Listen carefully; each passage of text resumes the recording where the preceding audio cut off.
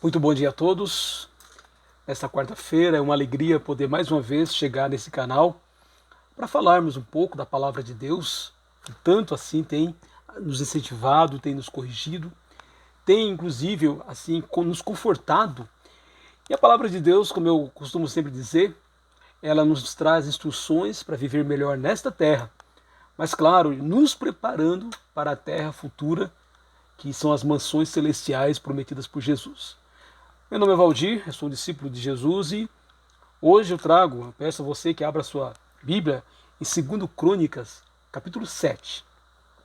2 Crônicas, capítulo 7. O estudo bíblico, eu sempre digo, é muito importante. O estudo da Bíblia, a interpretação bíblica é feita a partir da própria Bíblia. Não somos nós que inventamos interpretações, nem devemos fazer isso, mas devemos olhar, ter um conhecimento global das Escrituras para podermos tirar as conclusões dentro da própria palavra. E às vezes existem os chamados chavões bíblicos. Às vezes ouvimos tanto uma frase da Bíblia e a maneira como essa frase é colocada ou é ensinada, às vezes aceitamos e não vamos à fonte, que é a própria palavra de Deus, para vermos o contexto e para ver se realmente é possível tirar aquela conclusão que estão nos passando.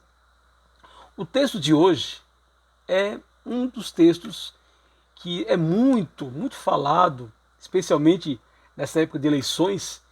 E olhando essa semana, eu estou lendo o segundo livro de Crônicas, olhando essa semana todo o capítulo, eu percebi, falei, poxa, esse texto ele é utilizado de uma maneira não totalmente correta, até certo ponto fora do contexto bíblico.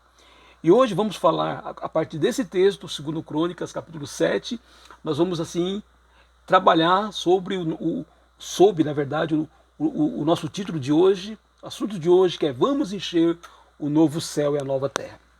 2 Crônicas, capítulo 7, versículo 14, diz o seguinte: Se o meu povo, que se chama pelo meu nome, se humilhar, orar e me buscar, e se converter dos seus maus caminhos, eu ouvirei dos céus, perdoarei os seus pecados e sararei a sua terra. Os meus olhos estarão abertos e os meus ouvidos estarão atentos à oração que se fizer neste lugar. Eu li, na verdade, também o versículo 15, mas o texto assim que eu quero mais falar é do 14. Então, esse texto é utilizado hoje em dia no meio religioso e às vezes até mesmo entre estudiosos assim cristãos, de que um dia, se o povo de Deus, se a igreja se converter dos seus maus caminhos, a igreja vai orar, ou o Brasil vai orar, e Deus irá sarar a nossa terra, vai curar. E nós sabemos que o Brasil tem várias enfermidades, né? Corrupção, injustiça, falta de amor, imoralidade. Então, tudo isso faz parte das doenças. Há inclusive até uma denominação religiosa com esse nome, Sara Nossa Terra. E eu confesso que eu compreendo o entendimento que se dá a esse texto, porque durante algum tempo eu também tive esse entendimento até olhar o contexto em que ele foi escrito. Então, o versículo 7 pertence ao capítulo 14 do segundo livro de Crônicas. E é importante nós olharmos o contexto. No capítulo 7, no versículo 1, o Salomão ele está inaugurando o templo de Israel e consagrando esse templo a Deus, aquele templo que o Davi queria construir e acabou não podendo construir. O Salomão faz isso. E existe uma solenidade. Deus, inclusive, mostra o quanto está contente com aquela oferta que lhe é feita através do templo, e o templo se enche de fumaça, representando a glória de Deus. Então, depois que Salomão inaugura o templo e consagra a Deus, à noite, olha só o versículo 12. De noite o Senhor apareceu a Salomão e lhe disse: Ouvi a sua oração e escolhi para mim este lugar, para a casa de sacrifício. Então, Deus ele atende a voz de Salomão. Porque Salomão, no capítulo 6, ele fez uma oração para Deus e consagrando aquele templo, o templo de Israel, que hoje nem existe mais, mas consagrando assim o templo a Deus. E por 10 vezes ele diz: Senhor, quando nós pecarmos contra o Senhor e vier injustiça, vier peste, vier doença sobre esta terra, ouve a nossa oração que fizermos neste lugar. Olha só, volte comigo um pouquinho no capítulo 6. Nós não vamos ler todo o capítulo, mas, por exemplo, o versículo 20, ele diz: Ouve, pois, as súplicas do teu servo e do teu povo de Israel, quando orarem neste lugar. Ouve do lugar da tua habitação dos céus, ouve e perdoa. Se alguém pecar contra o seu próximo, e lhe for exigido que jure, e ele vier jurar diante do teu altar neste templo, ouve tu desde os céus, age e julga os teus servos. Versículo 24. Quando o teu povo de Israel for derrotado por um inimigo por ter pecado contra ti, e se converter, confessar o teu nome, orar e suplicar diante de ti neste templo, ouve tu desde os céus, perdoa o pecado do teu povo de Israel e faz voltar a terra que deste a eles e aos teus pais. Então você percebe que o versículo 14, que nós começamos a nossa mensagem de hoje, diz: se o meu povo se humilhar, orar e se inclusive se arrepender de seus pecados, eu o ouvirei. E durante todo o capítulo 6 está falando, se o povo assim pecasse contra Deus, Deus podia reter a chuva, Deus podia fazer com que viesse pragas e gafanhotos, em consequência do pecado do povo de Israel. Então, o capítulo 7, 14, de maneira contextual, está falando o quê? Se o meu povo pecar e acontecer essas coisas, veja bem, o meu povo Israel, se Israel pecar e acontecer essas coisas, e se arrepender e orar neste lugar, que era o templo, que hoje não existe mais, eu ouvirei, perdoarei e sararei a sua terra. Na realidade, Israel acabou pecando, acabou até indo para o exílio. E mesmo assim só voltou do exílio porque de Israel nasceria Jesus Cristo, que seria a salvação de toda a humanidade. Então esse texto, na realidade, nunca se cumpriu, porque o povo de Israel, em grande parte, nunca houve um arrependimento genuíno. Muitas vezes Deus perdoava, não era nem com base no arrependimento, era com base na sua misericórdia, ou mesmo para que as suas promessas se assim cumprissem. Então Israel foi para o exílio. As 12 tribos foram para o exílio, 10 nunca mais voltaram. E as 2 tribos voltaram, que no Novo Testamento é a tribo de Judá, e Benjamim também voltou junto, e no Novo Testamento nasceu Jesus. E o templo de Israel foi destruído na época por Nabucodonosor, aquele templo que o Salomão com tanto carinho fez, por causa do pecado do povo, ele foi destruído pelos babilônicos, depois ele foi reconstruído alguns anos depois, assim. No Novo Testamento ele foi reformado, inclusive, pelo Herodes, mas no ano 70 o templo foi destruído totalmente. E o que restou do templo foi apenas o que nós conhecemos hoje lá em Israel como o Muro das Lamentações. O Muro das Lamentações foi o que restou daquele templo de Israel. Então o templo hoje em dia nem existe mais como existia naquele momento, como um lugar de habitação especial de Deus. Agora eu quero fazer aplicação para o dia de hoje. Hoje o Brasil, meu irmão, como nação, não é o povo de Deus. Não é. Sim, dentro do Brasil existe o povo de Deus, que são os discípulos de Jesus, que formam a igreja de Jesus ou a igreja de Cristo, que é a igreja de Deus ou o reino de Deus aqui na terra. A verdadeira igreja de Jesus é formada por aqueles que já deixaram os seus maus caminhos. Então o texto daqui no versículo 14 diz: se o meu povo se desviar e voltar para mim e deixar os seus maus caminhos, mas a igreja é exatamente aquela em que as pessoas que fazem parte da igreja são aquelas que já deixaram os seus maus caminhos, confessaram Jesus como Senhor, se arrependeram de seus pecados. Assim, foram batizadas em nome do Pai, do Filho e do Espírito Santo e foram seladas com o Espírito Santo e tiveram todos os seus pecados assim perdoados. Então, hoje em dia, colocar como se a igreja voltar para os caminhos de Deus. Não, a igreja verdadeira, a igreja de Jesus, já está nos caminhos de Deus. Ninguém faz parte da igreja sem primeiro passar pelo arrependimento. Então, utilizar esse texto para dizer a igreja deve se arrepender, sim. No meio do povo de Deus existem cristãos, muitas vezes, que não vivem a vida cristã. Isso é verdade. Existe o joio, como a gente podia dizer, mas a igreja do Senhor, ela, desde o primeiro século, ela existe e ela é formada pelos santos de Deus. Por aqueles que são santos, não por causa das suas boas atitudes. Claro, devemos ter boas atitudes como cristão, mas são santos porque foram comprados pelo sangue de Jesus, tiveram as suas assim, lavaram as suas vestes, conforme Apocalipse capítulo 7, versículo 14 diz, lavar as suas vestes no sangue do Cordeiro. Uma outra má aplicação desse texto, que eu gostaria de citar, é que o templo acabara de ser erguido. Então toda a oração que Salomão faz no capítulo 6 e agora no capítulo 7, Deus falando que iria ouvir, olha só, o versículo 15 que nós lemos fala isso. Os meus olhos estarão abertos e os meus ouvidos estarão atentos à oração que se fizer neste lugar. Que lugar? O templo de Israel, que permaneceu durante muitos anos como o lugar de adoração, o lugar onde a presença de Deus era especial, onde estava a Arca da Aliança, onde havia o Santo dos Santos. Então, é uma má aplicação, porque hoje em dia não existe um lugar sagrado.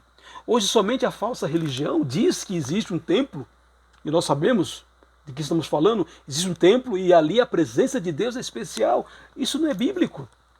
Hoje, como Jesus disse para a mulher samaritana, quando ela disse, ô Senhor, onde devemos adorá-lo? Nesse templo, assim, nesse monte, o monte em que ela estava, ou lá em Jerusalém, no Monte Sinai. Jesus disse, mulher, você pode ter certeza que vem a hora, e já chegou, em que os verdadeiros adoradores de Deus não adorarão nem aqui, nem em Jerusalém, porque Deus é Espírito, importa que seus adoradores o adorem em espírito e em verdade. No Novo Testamento é totalmente diferente. Em 1 Coríntios, capítulo 3, versículo 16, olha só que a palavra de Deus diz, vocês não sabem que são santuários de Deus e que o Espírito de Deus habita em vocês? Então, não temos um templo. Claro, as igrejas de Jesus têm, às vezes, um prédio onde se reúnem, mas ali não é um templo sagrado. Ali é um local, claro, dedicado a Deus, porque ali o povo dele se reúne, mas Deus não está ali presente de maneira especial. Pelo contrário, Deus está de maneira especial na minha vida e na sua vida, habitando no seu corpo. Se você passou pelos passos de crer, arrepender, confessar e ser batizado em nome do Pai, do Filho e do Espírito Santo, se você passou por isso, você recebeu o Espírito Santo. E hoje eu e você somos o templo do Espírito Santo e quando reunimos como igreja, somos o corpo de Cristo. E eu quero chamar ainda a atenção para uma outra coisa. No Novo Testamento, nós não somos assim incentivados para que Deus sare essa terra. Por quê? Porque essa terra está reservada para destruição. Às vezes, o motivo de nós afixarmos tanto assim, nos afixarmos tanto neste mundo é porque achamos que essa terra vai durar a vida inteira. Às vezes até achamos que vamos viver tanto tempo. Olha só o que o apóstolo Pedro disse lá em Atos capítulo 2, quando ele faz a sua primeira pregação, e naquele dia 3.000 pessoas foram batizadas. Ele disse, com muitas outras palavras, deu testemunho e exortava-os, dizendo, salvem-se desta geração perversa. Atos 2,40. Então, a igreja do Senhor, o corpo de Cristo, é o reino de Deus. E no meio do reino de Deus, no meio de um mundo que jaz no maligno, o João fala isso na sua carta, no meio de um mundo que vai ser destruído, enquanto Jesus não volta para levar os seus e destruir esse mundo, existe a igreja do Senhor. E o que nós devemos orar não é para que essa nação seja curada, porque não vai ser curada essa terra. O que nós devemos orar é para que nós tenhamos força, tenhamos intrepidez de pregar o Evangelho e as pessoas vão fazer parte da igreja de Deus, e a fazer parte da igreja de Deus, elas estão salvas. E como na época da arca, quando Deus fechou a arca, todo mundo morreu, só ficou Noé e sua família. Mesma coisa vai acontecer quando Jesus voltar, a sua igreja vai subir. E infelizmente aqueles que não fazem parte da sua igreja vão para uma situação que a Bíblia chama de inferno, e este mundo será destruído. Olha só o que o apóstolo Pedro diz em 2 Pedro, capítulo 3, versículo 7.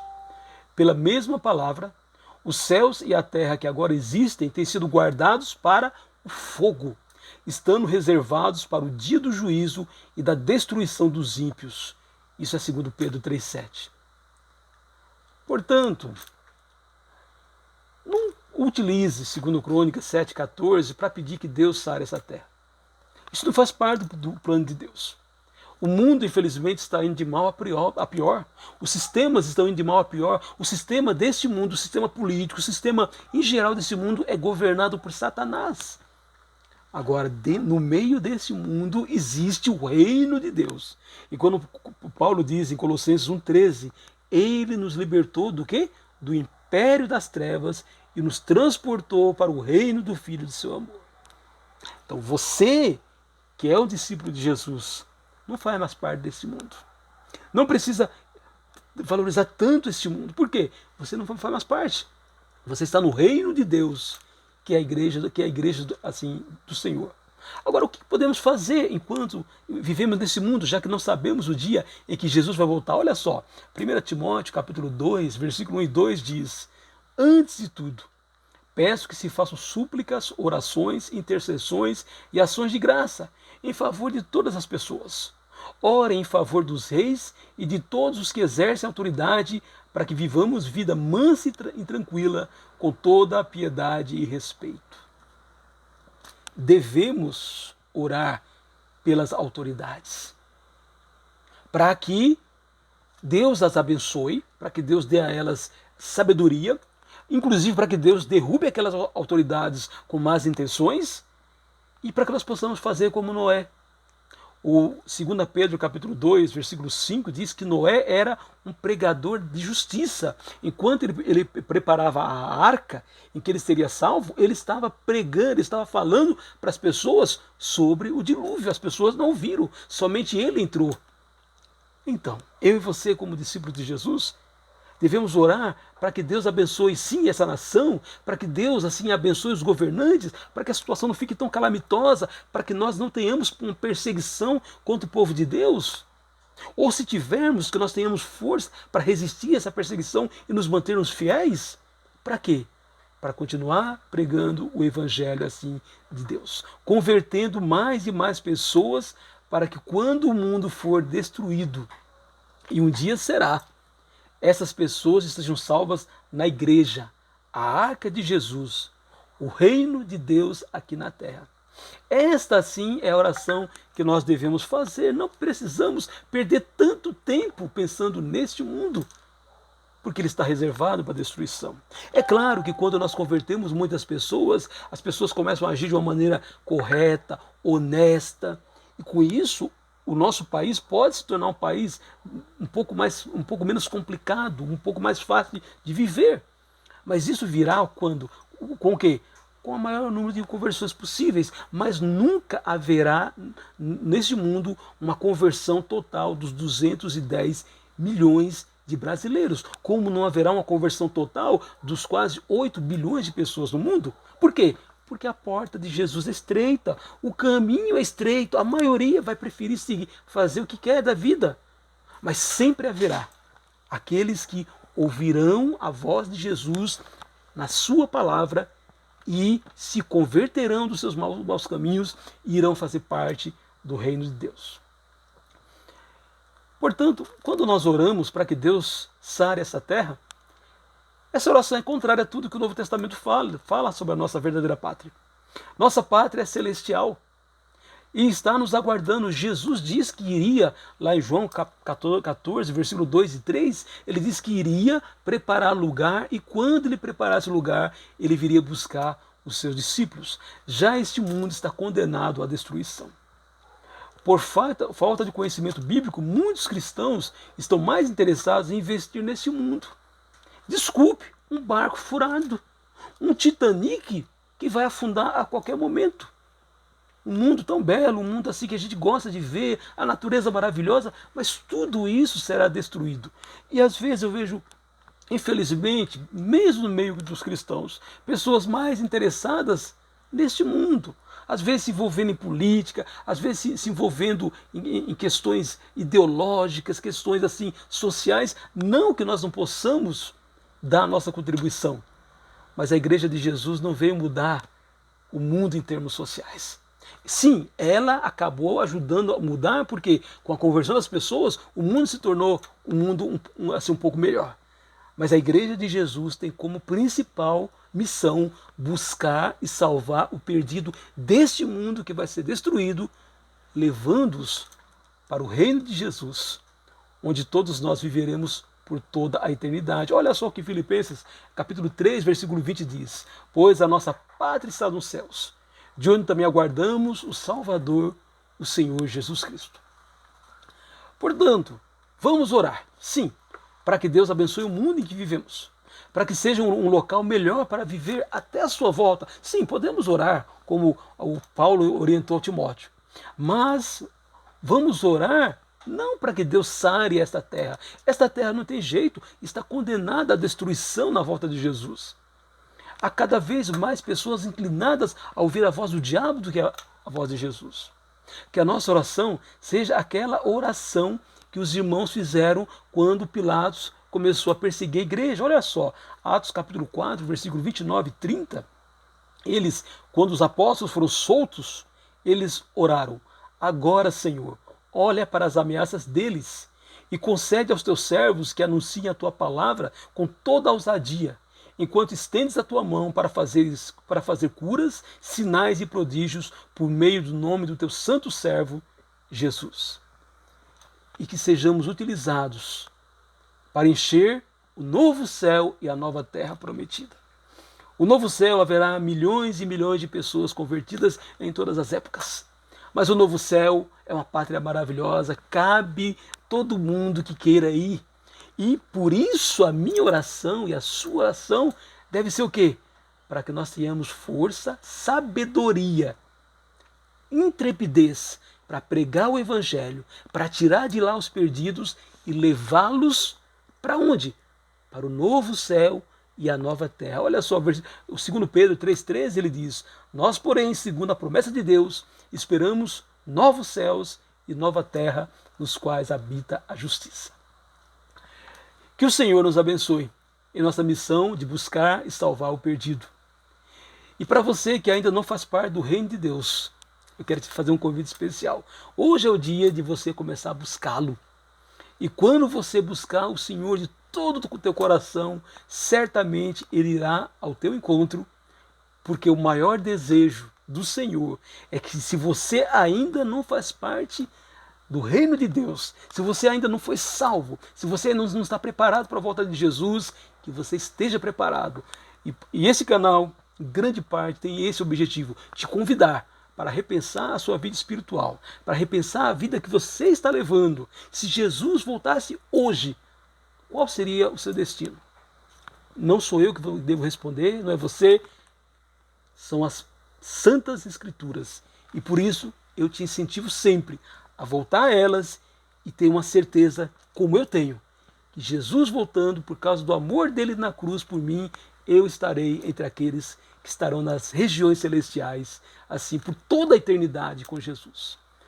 Que Deus abençoe assim a nossa quarta-feira, e até o final dessa semana, se você quiser ter essa mensagem assim por escrito, pode ir lá no portal igrejadecristo.net, que estará lá prontinho para você utilizar.